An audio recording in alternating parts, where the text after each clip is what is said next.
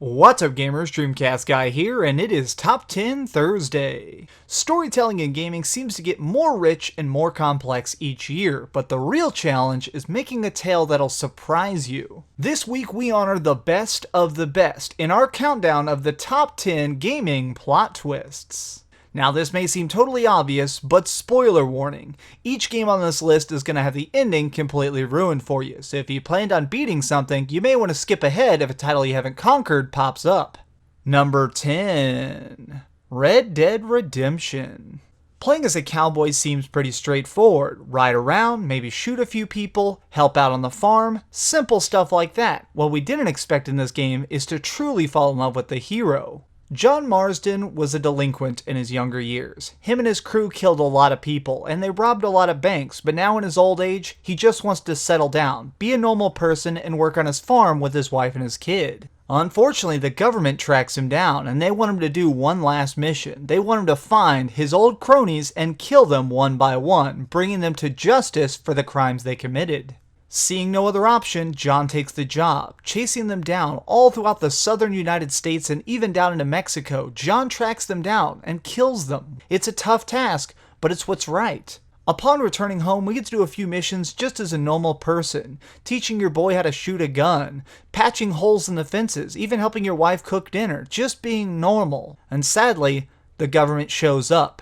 John does the only thing he can. He sends his wife and kid away. He puts him on a horse, sends him towards safety, and decides to make a final stand. He knows that the only way this can end is with him dead. In a final shootout, no matter how hard you try, no matter how many bullets you expend, John has to die. And after the credits, the real twist is we're now playing the game as his son. We see that no matter what, the cycle continues.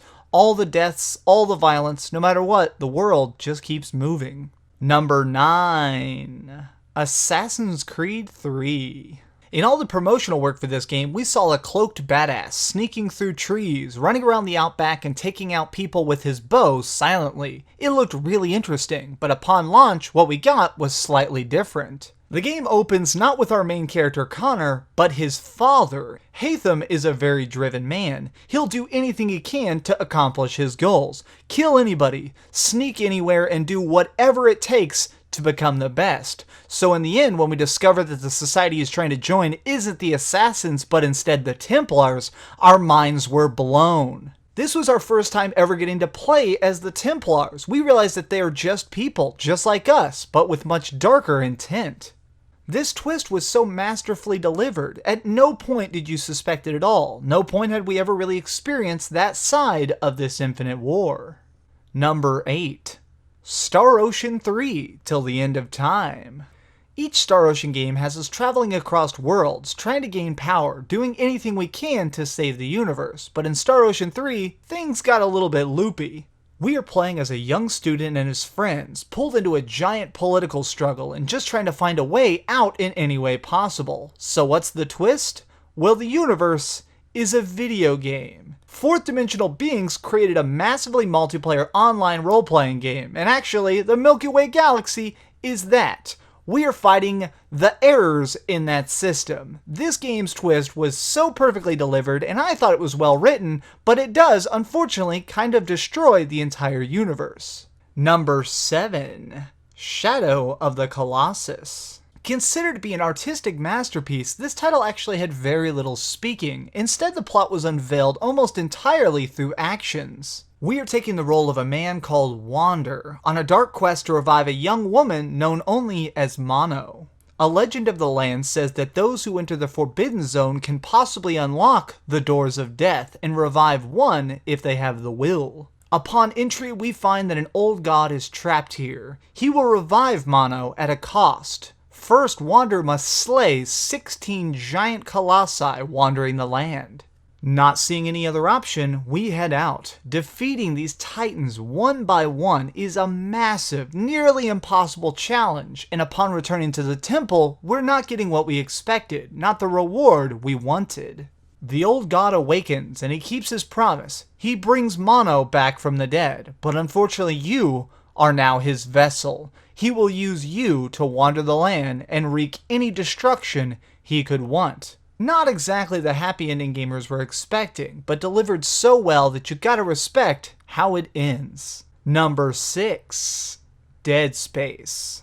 Chopping up space zombies with a plasma cutter was extremely fun, but what made the Dead Space series so unique was its mix of frantic action and creepy storytelling. Our hero Isaac is drawn to a lone, desolate ship far out in the deep reaches of space called the USS Ishimura. He's responding to an SOS call and a personalized message from his girlfriend.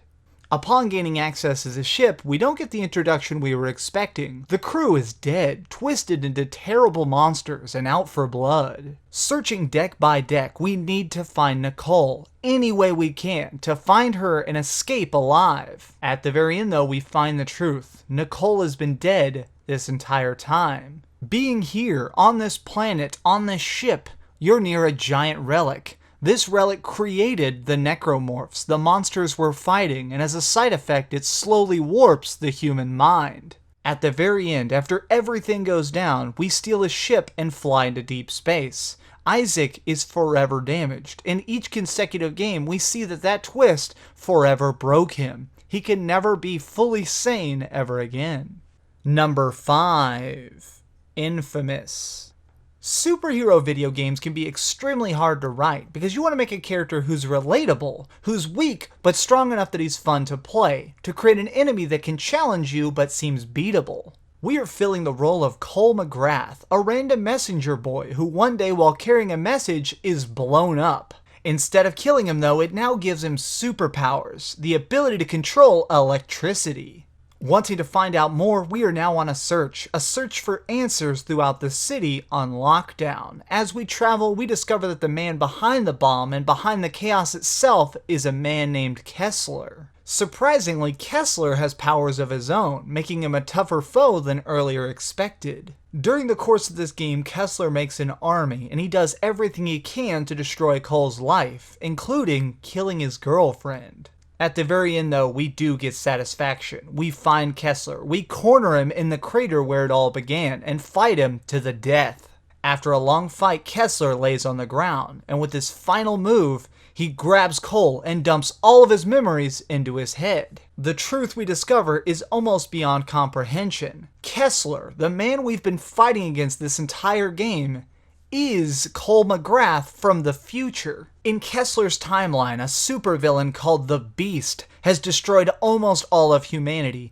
Billions are dead, and it's all because Cole McGrath was afraid to act. He was afraid to fight, so Kessler did the only thing he could think to do. He used a one-way trip back in time to find the younger version of Cole McGrath, give him his powers earlier in life than he got them, and force him to be the warrior he couldn't, to kill his girlfriend, to force him to be a warrior without weakness. Kessler accomplishes his goals at the cost of everything, and at the end we really have to ask the question, how far can you go for the greater good? Number 4. Final Fantasy VII. This is the oldest twist on the list, but also the one that probably shocked the most millions of people. Aerith's death was just so out of nowhere. The world itself was really dark. I mean, it has terrorists, crazy evil corporations. I mean, the planet itself screams with agony if you listen hard enough. But the one person who deserved life the most was Aerith, and she is killed so heartlessly by Sephiroth. Although this death was so sad, it really gave the game such an extra meaning. A lot of people even today discuss it narratively. They wonder if the game would have been as good if she had lived. When this game came out, Square was actually bombarded by letters. They said they've received millions of letters handwritten by players begging her to come back to life.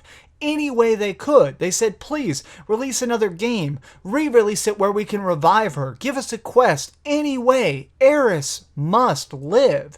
Truly showing that twist was well delivered. That twist had a weight that was necessary. Number 3. Star Wars Knights of the Old Republic. Over the decades, we've had a lot of Star Wars games, and a lot of them have actually been really good, but one game has always been triumphed as the best.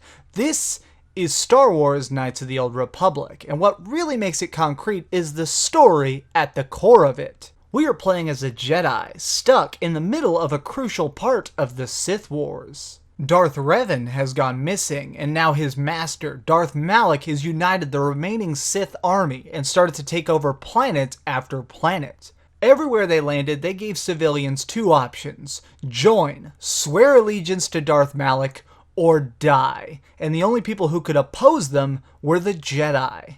Our hero is doing anything and everything he can to stop Malak. If he's able to crush the leader, he can stop this invasion once and for all. As we travel, as we go from planet to planet, we unlock all sorts of interesting Jedi powers, and we realize that our hero is extremely powerful. Once we discover Malak's location and get the forces built up, we break into his base, storm his chamber, and discover the terrible truth. Our hero is Darth Revan, the missing evil Sith Lord.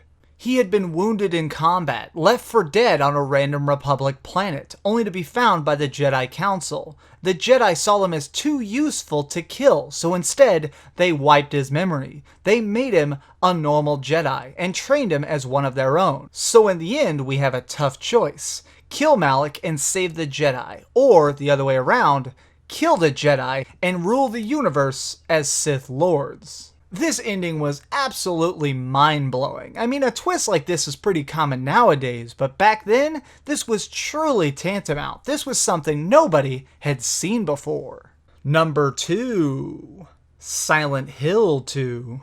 The town of Silent Hill has seen some seriously screwed up people, but when James Sunderland went into it, we thought this was our first time seeing a normal person trapped in the madness. Tackling the task of fighting monsters and investigating the town for the truth about what happened to his dead wife, James seems wholeheartedly transfixed on his goal. Even when he's confronted by Pyramid Head, the ultimate monster with a giant evil knife, he is not slowed down. He will do anything to find Mary. Conquering the town, making his way past all these puzzles, and even swimming through the fog to find this hotel. Finally he does, but inside of the room where she died, Mary's not there. Not like we expected. Instead, there's a single VHS and a single VCR. Mary had been slowly dying of sickness for years, but on the tape we discovered the truth. She didn't die of the sickness, James killed her. He smothered her with a pillow to end her pain and to move on with his life. Unable to confront his own sins, he blocked it out. He pretended it never happened. Only Silent Hill could draw it out. Silent Hill dug that up. It created Pyramid Head, the physical embodiment of his guilt, and it made him face what he had done. Number 1. Bioshock. First-person shooters until Bioshock were pretty simplistic. Good guys shooting at bad guys was just the rhythm you followed. This title, though, introduced a more nuanced story. After a horrible plane crash, we are stranded at a lighthouse in the middle of the ocean. Seeing no other option, we find an elevator that takes us to the ocean's depths. The world's greatest minds have decided to band together, to go to Rapture, to test the limits of human understanding, but what they ended up creating was a lawless land of might and magic. What starts as a mission of survival, cutting a path through the freaks who inhabit this town, slowly evolves into instead a quest for vengeance. Slowly we see that the poison of this city is its leader, Andrew Ryan, megalomaniac and all-around selfish dude. With the help of a friendly Irishman on your radio, you're actually able to navigate through the city, to find Andrew's office, to confront him, only to find out that you are a mind-controlled assassin. Would you kindly? A simple phrase, but if said to you, will trigger your complete obedience. In the end, Andrew Ryan gets the last laugh. He knows who you are. He knows why you're here. So just to show you how much of a slave you are, he gives you a golf club and asks, would you kindly kill me? You are forced to show at the very end that he was the master and you but a pawn in a bigger chess game. This twist was so perfectly delivered. It was telegraphed and nobody saw it. This changed forever how game storytelling is told. And that's why I respect it so much, making it the #1 on this list. Thanks so much for watching, guys. This has been Dreamcast Guy. This has been another Top 10 Thursday. If you like it, please give it a thumbs up so others can see it. Share it with your friends. Tweet me, follow me on Facebook, and leave me a cool comment down below if you've got an idea for a sweet future Top 10. As always, though, do me the biggest favor of all and keep dreaming.